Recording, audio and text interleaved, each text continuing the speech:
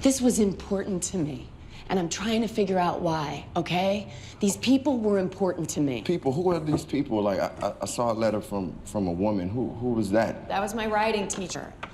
She introduced him to me, you know, and she was there that summer. That's why I went to see her. But I'm trying to figure it out. Why do you want to find them when you're the victim? I'm not saying that to... Okay, I am not a victim. I don't need you or anybody to call me a victim, okay? Because you don't have a clue about my life. So we need to stop this now. That's from the HBO film The Tale, starring Common and Laura Dern. And joining us now is the award-winning writer and director of the movie, Jennifer Fox. Jennifer, welcome.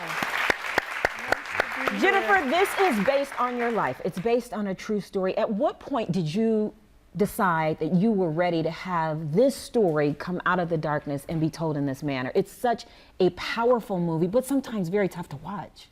Well, thank you. It really wasn't until I was 45, I was making another film, and I met so many women during the course of shooting this film that had experienced child sexual abuse or sexual trauma. And basically, I saw my own story for the first time, and I realized, in fact, what I'd called a relationship was actually child sexual abuse. And then I decided, okay, it's time to tell this story, and I began to work on a script. Right. Was this therapeutic for you? I think all art is actually, we make art to heal ourselves, so I'm blessed to be able to do a film like this, and yes, it's really interesting to investigate what actually happened to me and to share it with the world and hope that it's useful for other people to see how complex and nuanced child sexual abuse is. Right, and this film is getting rave reviews at Sundance. How's everybody reacting to it?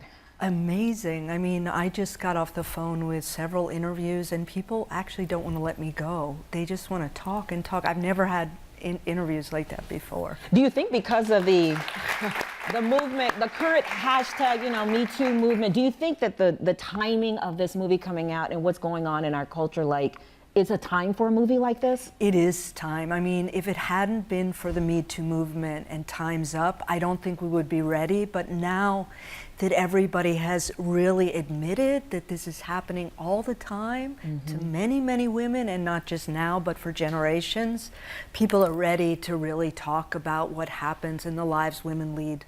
How do you think men can be more empathetic to a film like this? Well, I mean, I think as men, we have to understand that this is a situation that a lot of women have experienced. And within that, we have to be understanding, patient, listening. My character, actually, her who plays Jennifer in the films, her fiance, her boyfriend, you know, he has to be patient as she goes through her process, and he's really there as a good man, like, and that's why I really wanted to be a part of this. Was like, you know, you don't see sometimes good men in films like that. Right. There's still a strong, loving man, but is able to, like, allow his partner to go through the things that she's going through and be a support. Right. And it was written like it wasn't like the guy saved her or any of those type of stories. It's like, yo, she found this for herself. He was just being a support. And I think that's what we as men have to do, be a support more than trying to think we can lead them out of the way. Listen, man. In the movie, we see Jennifer confront her abuser. Yes. Have you had that chance to in real life? In real life, no. That is one scene that I constructed from many conversations with him. I didn't want to confront him because the filmmaker in me wanted to keep the door open to keep talking to him. And I knew the minute I attacked him, he never would speak to me again.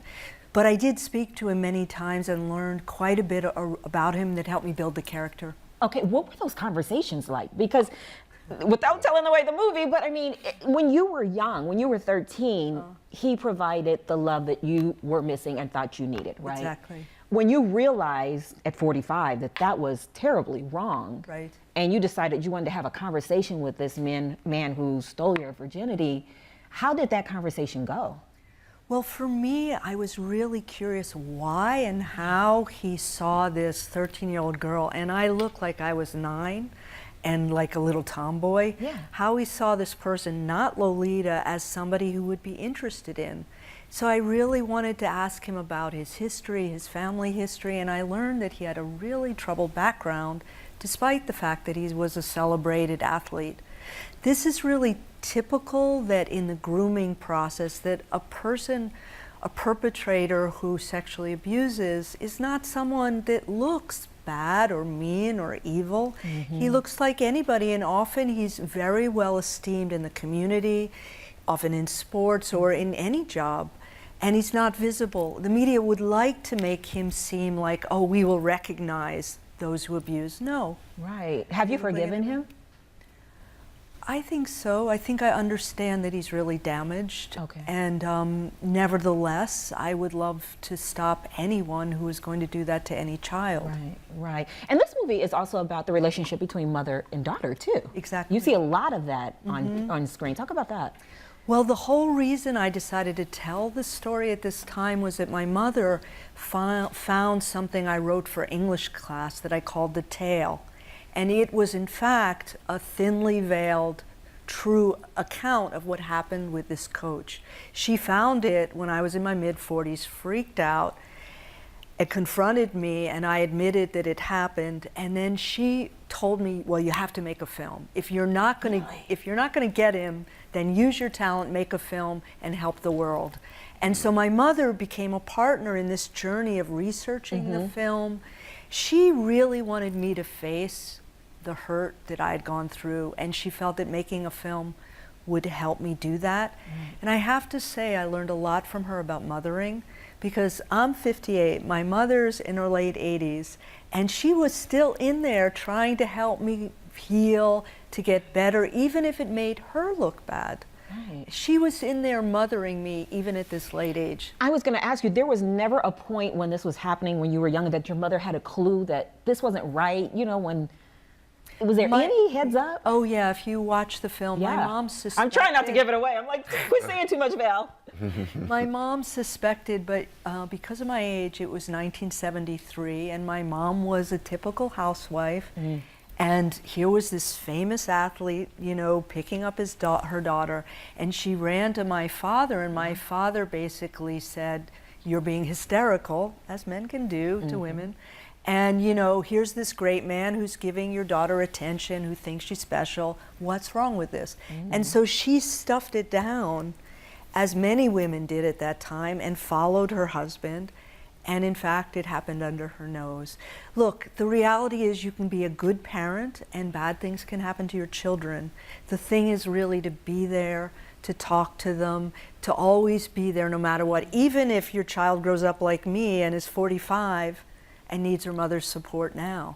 Right, right. Well, thank you so much for coming on, both of you guys. Thank you for being here. And you had to have been ecstatic to have comment and the cast, Laura Dern. I was so happy, and Common did an amazing job at really presenting a different kind of man. And he and Laura are hot on stage. Yes. On stage, or that's it, right? In the film. Yeah, okay, in the film. All right. Well, be sure to catch The Tale on HBO on Saturday, May 26th.